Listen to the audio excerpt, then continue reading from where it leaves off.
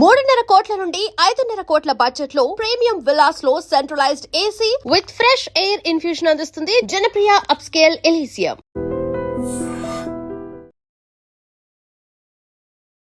నమస్తే, welcome to I dream.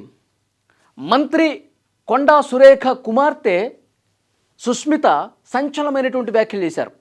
Konda Surekha గారి birthday celebrations జరిగినటువంటి ఆ మీటింగ్లో ముఖ్యమంత్రి రేవంత్ రెడ్డిని టార్గెట్ చేశారు.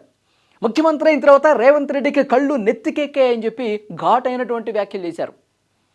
అసలు ముఖ్యమంత్రి కాకముందు ఆయన పిసిసి అధ్యక్షుడు కావాలని చెప్పి మేము జాతీయ నాయకుల దృష్టికి రేవంత్ రెడ్డి పేరును తీసుకెళ్ళాం. రేవంత్ రెడ్డి పిసిసి అధ్యక్షుడైతే పార్టీ కొంచెం ఊపు వస్తుంది, కాంగ్రెస్ పార్టీ బలోపేతమైందని చెప్పి ఆయన్ని మద్దతు తెలుపుతూ ఆయనకు బాగా సపోర్ట్ చేస్తూ జాతీయ నాయకుల వరకు కూడా రేవంత్ రెడ్డి గారి పేరును తీసుకెళ్ళినటువంటి పరిస్థితి ఉంది. కొండా దంపతులు అంత చేశారు రేవంత్ రెడ్డికి. కానీ రేవంత్ రెడ్డి ముఖ్యమంత్రి అయిన తర్వాత ఆయనకి కళ్ళు నెత్తి మీదకి వచ్చి పొగరు బట్టి ఆయన ఈ విధంగా ప్రవర్తిస్తూ ఉన్నాడు. మమ్మల్ని తీవ్రంగా తొక్కాలనే ప్రయత్నం జరుగుతోందన్నట్టుగా కొండా సుస్మిత మాట్లాడిన పరిస్థితుంది. ఆయన ముఖ్యమంత్రి అయిన తర్వాత కూడా వచ్చాడు, మా ఇంటికి వచ్చాడు, కొండా మురళి గారిని ఎమ్మెల్సీ చేస్తానని చెప్పి హామీ ఇచ్చాడు. కానీ ఇంతవరకు కూడా ఆ హామీ అమలు కాలేదు. రేవంత్ రెడ్డి ముఖ్యమంత్రి అయిన తర్వాత పూర్తిగా అతను మారిపోవటమే కాదు, మా కుటుంబాన్ని పూర్తిగా తొక్కాలనే ప్రయత్నం అతను చేస్తున్నట్టుగా చాలా క్లియర్గా కనిపిస్తుందని చెప్పి మంత్రి కొండా సురేఖ కుమార్తె సుస్మిత ఆ సభలో మాట్లాడారు. ఇంకా చాలా విషయాలు మాట్లాడారు. ముఖ్యమంత్రి రేవంత్ రెడ్డి గారి బ్రదర్ కొండల్ రెడ్డి ఆయన ఒక పేపర్ కంపెనీ స్టార్ట్ చేశాడు. ఊరు పేరు లేనటువంటి ఒక కంపెనీ, ఒక షెల్ కంపెనీ స్టార్ట్ చేస్తే దానికి 200 కోట్ల రూపాయల భూమిని ముఖ్యమంత్రి ఇచ్చేశాడు. ఏ బేసిస్ మీద ఇచ్చాడు, దీన్ని ఏమంటారు అని కూడా ముఖ్యమంత్రి రేవంత్ రెడ్డి అవినీతికి పాల్పడతా ఉన్నాడని చెప్పి చాలా క్లియర్గా ఆ సభలో కామెంట్ చేసినటువంటి పరిస్థితి ఉంది. ఇంకొకటి, పరకాల నియోజకవర్గం నుంచి మళ్ళీ రేవూరే పోటీ చేస్తాడు, ఆయన గెలిపించండి అనడం వెనుక అర్థం ఏంటి మా కుటుంబాన్ని దెబ్బతీయటం కోసం, మా కుటుంబం వచ్చే ఎన్నికల్లో ఏమాత్రం పోటీ చేయకుండా ఉండటం కోసం ఇప్పటి నుంచే ప్లాన్ చేస్తూ ఉన్నాడు ముఖ్యమంత్రి రేవంత్ రెడ్డి. ఏకపక్షంగా ఎలా అనౌన్స్ చేసేస్తాడు? రేవూరి ప్రకాష్ రెడ్డి పరకాల నియోజకవర్గం నుంచి వచ్చే ఎన్నికల్లో కూడా పోటీ చేస్తాడు, గెలిపించండి అంత ఏకపక్షంగా ఈయనే అధిష్టానమా, ఈయనే హైకమాండా? టికెట్లు ఏ నియోజకవర్గంలో ఎవరికి ఇస్తారో ఇతనే చెప్పేస్తాడా? మరి 119 నియోజకవర్గాల్లో కూడా మీరే అనౌన్స్ చేయండి, ఇంకెందుకు హైకమాండ్? పూర్తి సర్వాధికారాలు మీకున్నట్టు ప్రవర్తిస్తుంటే ఇంకా హైకమాండ్ మీరే అని అనౌన్స్ చేసేసుకోండి. ఇది కొండా సురేఖ కుమార్తె సుస్మిత చేసినటువంటి వ్యాఖ్యలు. అవినీతి ఆరోపణలు చేస్తూ ఉన్నారు. ఇంకా చాలా విషయాలు మాట్లాడారు. కళ్ళు నెత్తికెక్కాయని చెప్పి డైరెక్ట్గా ముఖ్యమంత్రిని ఈ విధంగా మాట్లాడినటువంటి పరిస్థితి ఉంది. సో దీని మీద క్రమశిక్షణ కమిటీ ఆల్రెడీ మంత్రి కొండా సురేఖకు, తల్లి సురేఖ కాబట్టి సురేఖకు షోకాజ్ నోటీసులు జారీ చేశారు. 3 రోజుల్లోగా సమాధానం చెప్పాలని. ఇప్పుడు కొండా సురేఖ గారి కుమార్తె కాదు, కాంగ్రెస్ పార్టీలో ప్రస్తుతం చాలామంది ప్రభుత్వానికి వ్యతిరేకంగా, పార్టీకి వ్యతిరేకంగా మాట్లాడుతున్నటువంటి పరిస్థితి. వాళ్ళ సొంత పార్టీ నేతలనే దూషిస్తున్నటువంటి సిచ్యువేషన్ ఉంది.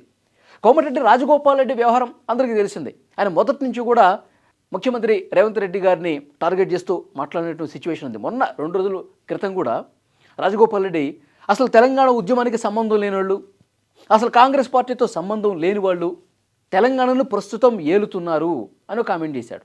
ఇది డైరెక్ట్గా ముఖ్యమంత్రి రేవంత్ రెడ్డిని ఉద్దేశించే చేసిన వ్యాఖ్యలు కదా. ఇంకొకటి, ఆయన అవినీతిని కూడా ప్రస్తావించాడు. అధికారాన్ని అడ్డం పెట్టుకుని అభివృద్ధి పేరుతో 1,00,000 కోట్ల రూపాయలు దోపిడీ చేస్తూ ఉన్నారు, ఈ అవినీతి మీద, ఈ దోపిడీ మీద మేము పోరాటం చేసి తీరుతాం అని కోమటిరెడ్డి రాజగోపాల్ రెడ్డి మాట్లాడుతున్నాడు రేవంత్ రెడ్డిని ఉద్దేశించి.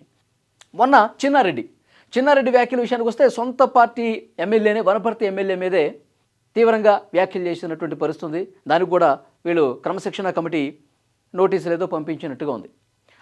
వాళ్ళ సొంత పార్టీ నేతల మీదే, కాంగ్రెస్ పార్టీలో ఉన్నవాళ్ళు విమర్శించడమే కాదు, వేరే పార్టీ నుంచి కాంగ్రెస్ పార్టీలోకి వచ్చారు కదా. మొన్న మీరు చూసారు, పోచారం శ్రీనివాసరెడ్డి మాజీ స్పీకర్ బీఆర్ఎస్ నుంచి కాంగ్రెస్లోకి వచ్చాడు. ఆయన ఏమంటాడు, నేను అభివృద్ధి కోసమే, నా నియోజకవర్గ అభివృద్ధి కోసమే నేను కాంగ్రెస్ పార్టీలో జాయిన్ అయ్యాను, చెప్పింది ఒకటి చేస్తుంది ఒకటి, అసలు ఇంతవరకు బిల్లులు అసలు అభివృద్ధి కార్యక్రమాలకు సంబంధించి ఇవ్వటం లేదు, ఇంక నేను వచ్చి ఉపయోగం ఏముంది, కేసీఆర్ ఉన్నప్పుడే బాగుంది, అన్నం పెట్టినోడిని నేను ఎప్పటికీ మర్చిపోను అని చెప్పి ఆయన కామెంట్ చేశాడు. మళ్ళీ ఆయన బీఆర్ఎస్ పార్టీలోకి మళ్ళీ బ్యాక్ వెళ్ళే ప్రయత్నం చేస్తున్నాడు దాంట్లో భాగంగానే ఈ కామెంట్ చేశాడని చెప్పి క్లియర్గా అర్థమవుతుంది.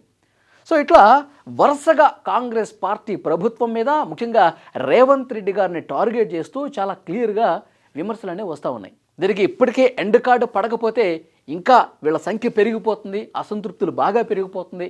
మళ్ళీ పార్టీ ఇమేజ్కి, రేవంత్ రెడ్డి గారి ఇమేజ్కి డ్యామేజ్ అయిపోయి అసలుకి మోసం వచ్చే పరిస్థితి చాలా క్లియర్గా కనిపిస్తుంది. అందుకే హైకమాండ్ దృష్టికి మేము తీసుకెళ్తాం.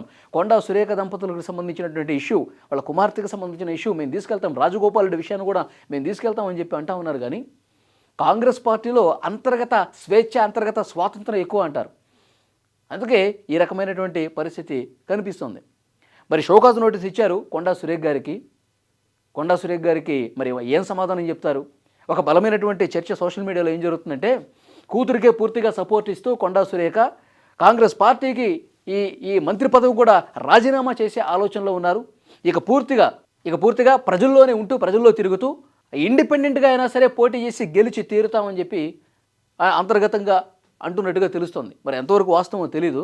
సోషల్ మీడియాలో అయితే ప్రచారం ఉధృతంగా జరుగుతుంది. వాళ్ళ కుమార్తె సుష్మిత కూడా నేను పరకాల నుంచే పోటీ చేస్తా, కాంగ్రెస్ పార్టీ టికెట్ ఇచ్చినా ఇవ్వకపోయినా, ఒకవేళ ఇవ్వకపోతే నేను ఇండిపెండెంట్గా పోటీ చేస్తా, గెలిచేది నేనే, మరొక 2-3 పర్యాయాలు అక్కడి నుంచి ఎమ్మెల్యేగా నేను మాత్రమే ఉంటా అని చెప్పి సుష్మిత చాలా ధీమాగా చెప్తున్నటువంటి పరిస్థితి ఉంది. సో ఏదైనప్పటికీ కాంగ్రెస్ పార్టీలో ఈ విమర్శలు అనేవి డైరెక్ట్గా ముఖ్యమంత్రిని టార్గెట్ చేసుకుని, ముఖ్యమంత్రి రేవంత్ రెడ్డి అవినీతిపరుడు, ఆయన అచ్చమైనటువంటి కాంగ్రెస్ పార్టీ కాదు, ఇదొక పచ్చ కాంగ్రెస్గా తయారైపోయిందని చెప్పి ఇంత తీవ్ర స్థాయిలో విమర్శలు చేస్తున్నటువంటి తరుణంలో దీనికి అడ్డుకట్ట వేయాల్సినటువంటి అవసరం కనిపిస్తుంది. లేకపోతే ఇది ఇంకా వెచ్చిరేలే ప్రమాదం ఉందని చెప్పి అక్కడ ఉన్నటువంటి సీనియర్ నాయకులు కూడా మాట్లాడుతున్నారు. హైకమాండ్ దృష్టికి తీసుకెళ్తారని చెప్తున్నారు. మరి షోకాజ్ నోటీసులకి సురేఖ ఏం చెప్తారన్నది చూడాల్సిన అవసరం ఉంది.